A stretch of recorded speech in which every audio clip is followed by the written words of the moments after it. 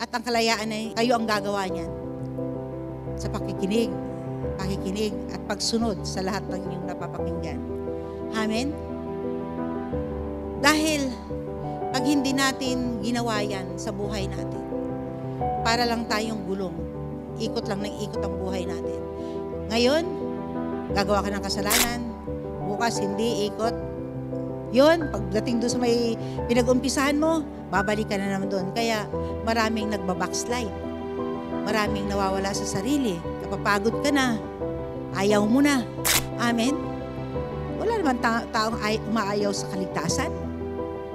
Walang taong umaayaw sa biyaya ng Diyos. Kaya lang, meron tayong kaaway na pumipigil sa lahat.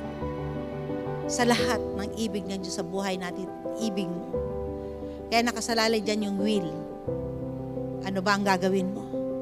Gusto mong iposes ka ng mundong ito? O ipuposes ka ng Diyos?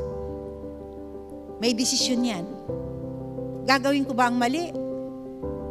O gagawin ko ang tama?